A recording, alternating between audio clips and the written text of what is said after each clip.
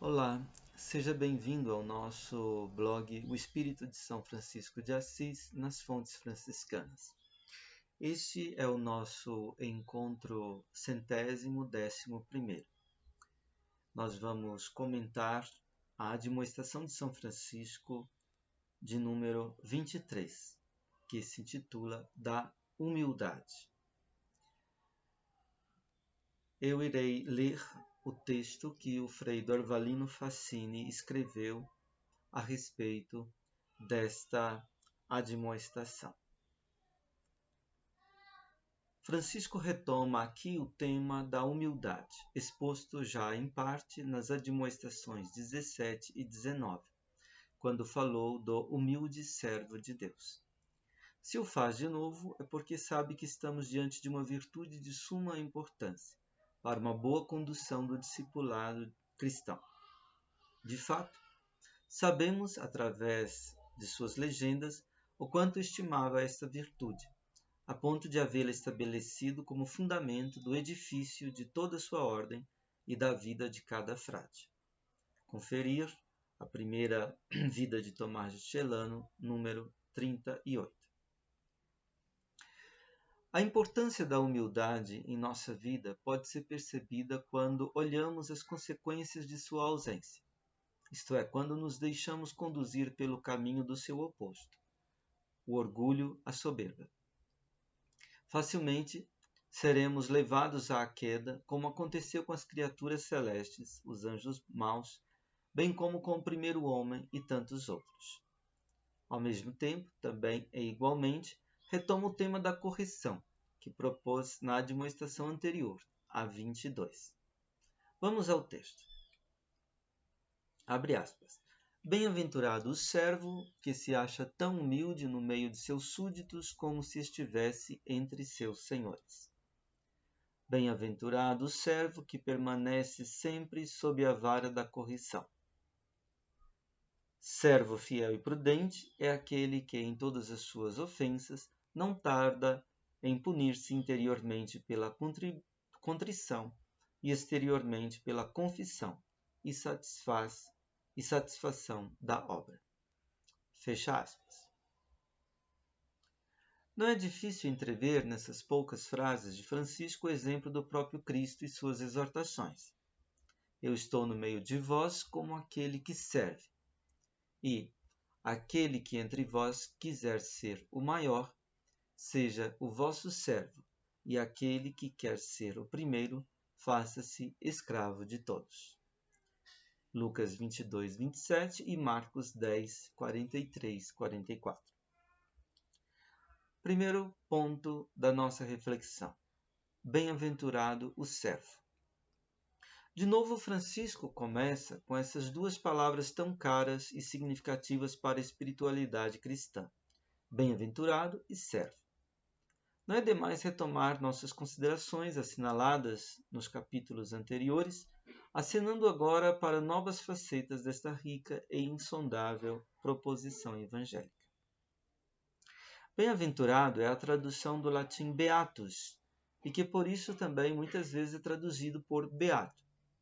No decorrer da história, porém, devido à forte influência da moral e da ascese sobre a espiritualidade cristã, e franciscana em particular, beato passou a ser compreendido como pessoa bem comportada, boazinha, por vezes até piegas carola. Mas no sentido original, beatus ou bem-aventurado deve ser entendido a partir da dinâmica operacional, artesanal ou profissional.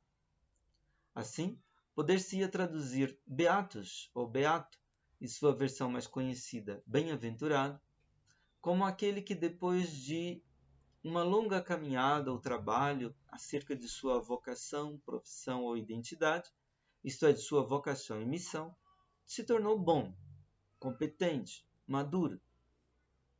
Poderíamos dizer que chegou ao seu ponto e que, por isso, serve bem para sua finalidade, merecendo a confiança de todos. Assim, quando a Igreja declara alguém beato, significa que estamos diante de um cristão que, por seus longos ou intensos anos de experiência, conhece bem o caminho da perfeição evangélica e que, por conseguinte, pode ser seguido com segurança e imitado com confiança. Agora dá para compreender por que essas duas palavras, bem-aventurado e servo, andam quase sempre juntas, pois servo significa, sem mais e nem menos, aquele que serve, que presta. Por isso, para Francisco e para a espiritualidade cristã, servo não indicava uma categoria social em oposição a senhor, mas sim um modo de ser que deve ser presente em todas as pessoas, em todos os campos da sociedade. Nesse sentido, tanto um senhor como o outro servo indicam um modo adequado e bom da existência humana. Todo homem deve fazer-se servo de todas as criaturas, e entre essas principalmente de seus semelhantes, os seres humanos, considerando-os e tendo-os como seus senhores. Sinal expressivo dessa sua missão humana de ser dominus, isto é, senhor da domus, cuidador da domus, da casa, é o fato de Adão ter sido chamado a dar nomes a todos os animais domésticos, às aves dos céus e a todos os animais selvagens. Gênesis 2:20. Consequentemente, Adão, isto é, todo homem, é e deve servir porque é senhor. E é senhor porque serve, porque cuida da casa, porque presta serviço à casa. Assim é o nosso Deus que Francisco quer imitar. Aquele que, sendo Senhor, está no meio de nós como aquele que serve. E serve porque é Senhor, isto é, cuidador da casa, da morada, do habitat humano, da terra e de tudo mais. Segundo ponto de nossa reflexão. Tão humilde no meio de seus súditos quanto entre seus senhores. Vejamos a primeira frase. Bem-aventurado o servo que se acha tão humilde no meio de seus súditos como se estivesse entre seus senhores. Francisco é sempre uma bela e grata surpresa. Aqui surpreende porque nós entendemos ser humilde como ser carente, não ter dignidade, cargos de grandeza, como alguém que vive pensando, eu sou um pobre coitado. Por isso estou aqui no meio dos súditos e não dos nobres.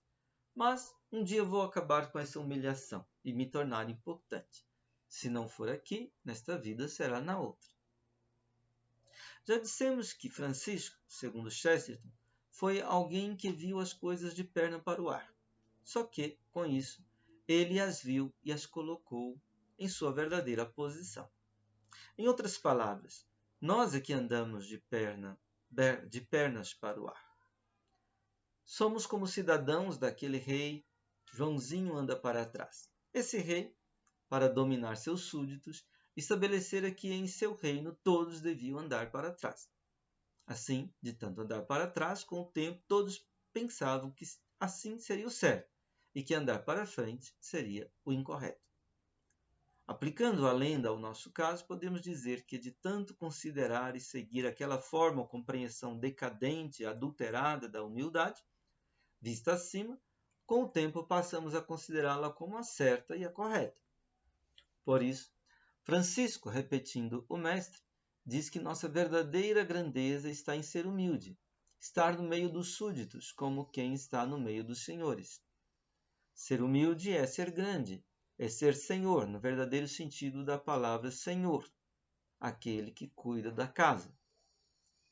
Aquele que pretende ser senhor, estar acima dos outros, é que é pequeno, mesquinho, servil. Longe de nós, portanto, pensar que a busca da humildade seja humilhação ou rebaixamento. Pois ser humilde é nossa identidade maior, nossa grandeza, nossa glória e nobreza originária dos filhos do grande rei. É essa virtude que nos fará cada vez mais semelhantes ao Pai, ao Deus e Pai de nosso Senhor Jesus Cristo. Sendo Senhor, ele serve a tudo e a todos. Poderia-se imaginar uma sociedade ou grupo humano onde todos pensassem e se comportassem segundo esse princípio, como de fato fizeram os primeiros cristãos e os primitivos frades? Seria o retorno ao paraíso perdido, o reino de Deus já realizado no meio de nós. No fundo, Francisco está instituindo em sua ordem o princípio que ordena a comunidade originária de todas as comunidades e de toda a humanidade. O mistério da Trindade divina, revelado por Jesus Cristo, que fez dos seus súditos, os homens, seus senhores. Terceiro ponto de nossa reflexão. Sempre sob a vara da correção. A segunda parte dessa admoestação retoma o tema da correção, analisado e refletido na admoestação anterior. Diz Francisco: bem-aventurado o servo que permanece sempre sob a vara da correção. Acerca do significado da correção e de suas diversas formas, Francisco já falou na admoestação anterior. A novidade aqui está nesta palavrinha sempre.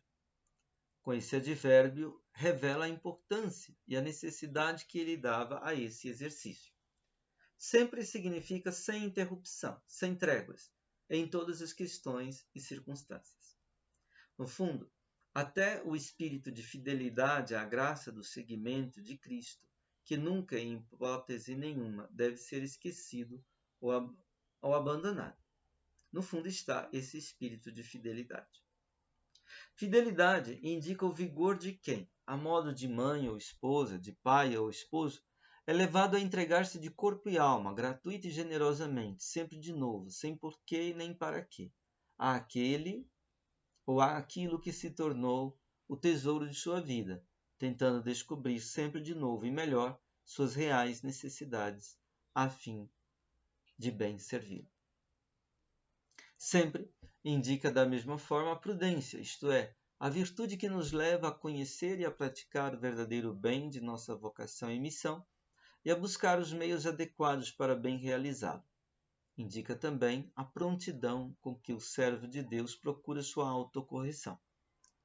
Essa dinâmica, ou espírito do sempre, aparece com mais clareza na frase seguinte: servo fiel e prudente é aquele que, em todas as suas ofensas, não tarda em punir-se. Tudo isso nos leva a pensar naquelas virgens do Evangelho que, sem pressa, mas com toda a presteza, andavam com as vasilhas de seus corações sempre repletas com o óleo de sua afeição primeira, podendo assim receber com alegria e generosidade as inesperadas e graciosas visitas do esposo. Quando ouvimos ofensa, pensamos em nossos agravos cotidianos que ferem os irmãos. Mas, pela maneira como vem expressa, e dentro de uma exortação que tem como objetivo tornar-nos cada vez mais profissionais competentes e bem afinados com o seguimento de Cristo, podemos pensar naquelas ofensas que dizem respeito ao nosso gênero de vida. Essas ofensas são como feridas, sulcos, cortes, aberturas, através das quais se perde, se esvai o precioso suco do espírito evangélico franciscano que costumamos caracterizar com expressões como carisma originário, inspiração originária, primeira afeição, primeiro amor, etc.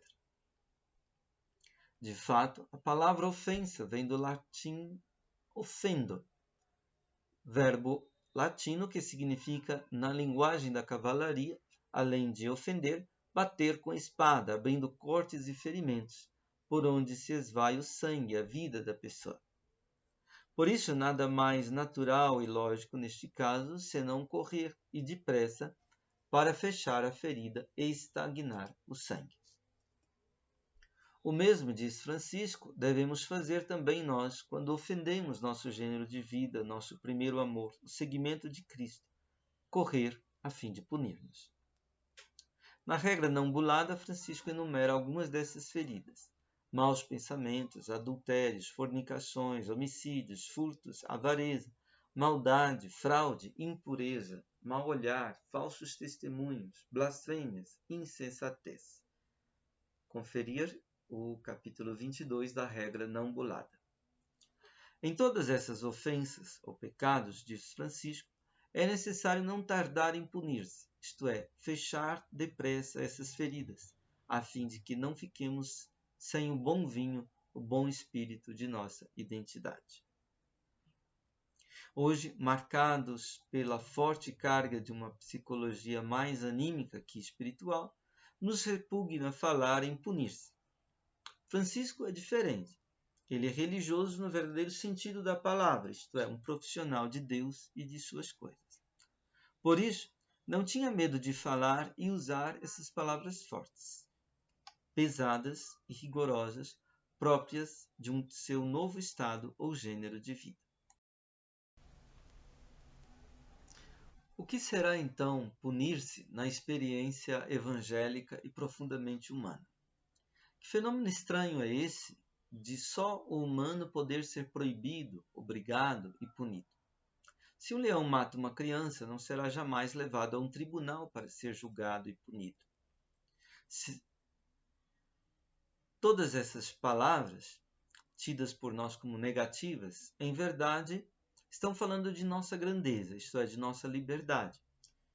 Que nós somos o único ser que pode e deve ser proibido, obrigado e punido, justamente porque a liberdade é um dom que precisa ser conquistado e protegido a duras penas e mantido dentro de seus limites. Daí a vara da correção. Nós, apesar de certa semelhança físico-biológica, não somos nenhum animal, nenhuma máquina. Somos, isto sim, responsáveis por tudo que recebemos, somos ou fazemos, bem como por tudo que está ou acontece ao nosso redor. Assim, bom humano, bom religioso é aquele que é capaz de dizer: sim, eu errei, preciso de correção e de punição. Por isso, a conclusão lógica de Francisco: religioso bom não tarda em punir-se. Não tardar, mais que o aspecto de tempo, indica a presteza de alma no cuidado e na solicitude por aquilo que nos é precioso. Já a demora significa distanciamento afetivo, desinteresse. Por isso, Maria vai às pressas visitar sua prima Isabel.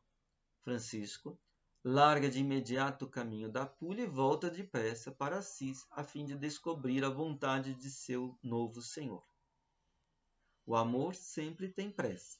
Por isso, o servo prudente e fiel estará sempre pronto a se punir, isto é, a pôr-se de pé, fazendo jus à sua vocação profissão de seguidor de Cristo, protótipo do homem verdadeiramente livre, que, embora inocente, pôs sobre seus ombros todas as nossas culpas. Quinto ponto. Interiormente contrição e exteriormente confissão e satisfação. Mas, para que a correção seja completa ou perfeita, Francisco faz mais uma exortação: que o frade seja pronto em punir-se interiormente pela contrição e exteriormente pela confissão e satisfação da obra. Francisco, bem como os textos medievais, tem muito apreço pelas dimensões interior e exterior do nosso humano. Interiormente significa no ou a partir da nossa raiz, que os medievais chamavam de interior, como também de alma e espírito. Trata-se daquele vigor, daquela afeição, que a partir da graça do chamado se constitui a origem, a raiz, o fundamento da nossa existência. Em nosso caso, esse espírito não é outro senão Cristo crucificado e seu evangelho do envio dos apóstolos. Assim, punir-se interiormente significa corrigir-se a partir do vigor originário de nosso chamado e pertença a Cristo, isto é, da reverência, do respeito, do amor daquele que nos amou por primeiro. Quanto à contrição, costumamos entendê-la como arrependimento, compunção, pesar. Os dicionários latinos, porém, são mais incisivos. Descrevem-na como a ação de calcar aos pés, esmigalhar, triturar, assim como antigamente se fazia com o trigo, a fim de que se tornasse farinha bem moída, com a qual se confeccionava o pão. Assim, punir-se interiormente pela contrição indica aquele trabalho difícil, mas fundamental na vida evangélica, apontado já por João Batista. Desmanchar os torrões e os montões do orgulho, da soberba, da autossuficiência, da autorreferencialidade, do amor próprio, que endurecem nosso coração, a fim de assim tornar-nos cada vez mais sensíveis à presença e dóceis à atuação daquele que nos escolheu e nos amou por primeiro. Por isso, a contrição perfeita, além de brotar do amor de Deus, sempre vem acompanhada de uma dor da alma e detestação do pecado cometido, com resolução de não mais pecar no futuro. Mas para que a punição, essa última frase é uma referência do Catecismo Romano da Igreja Católica, 1451. Mas, para que a punição não fique apenas no desejo, faz-se necessária também a confissão e a satisfação da obra. Confessar não é apenas dizer ou contar os pecados e as culpas, mas também, acima de tudo, corrigir e satisfazer por atos e atitudes o mal que se praticou, preencher com o bem o vazio causado pela ofensa. Mais adiante, a demonstração 27, dará o método da satisfação, preencher cada falta ou vício com a virtude correspondente. Assim, por exemplo, se houve ira e perturbação, dirá Francisco, satisfaça agora com a virtude da paciência e da humildade. Tudo muito lógico, prático e eficaz. Enfim, a humildade é a virtude ou disciplina que nos leva a evitar que tiremos os pés, que nos leva a fazer com que tiremos os pés da areia movediça do orgulho ou da soberba, para assentá-los no chão firme da realidade de todas as realidades, o amor daquele que nos amou por primeiro, concretizado no chamado ao seguimento de Jesus Cristo, na experiência evangélica de Francisco. Uma palavra final da humildade hoje. Durante séculos, nós cristãos, principalmente religiosos, andamos na busca de uma humildade um tanto orgulhosa, através da qual, paradoxalmente, em vez de Deus, se visava a exaltação do próprio eu. Uma espiritualidade que vinha recheada do espírito da autoapreciação e valorização, do merecimento e da conquista através do próprio esforço. Desejávamos ardentemente aparecer como santos, testemunhas, cristãos exemplares, uma espécie de cidadãos granfinos, a nata elite moral da Igreja e da sociedade.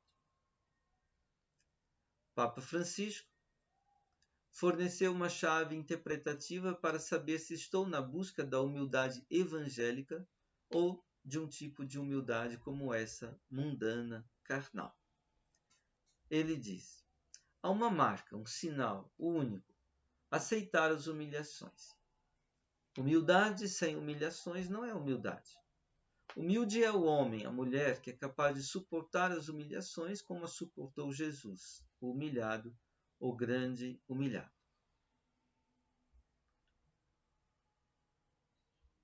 Seguimos. Humilde é esta mãe, bastante jovem ainda, que para sustentar a si e sua filhinha cuidava de uma idosa, acamada e completamente dependente.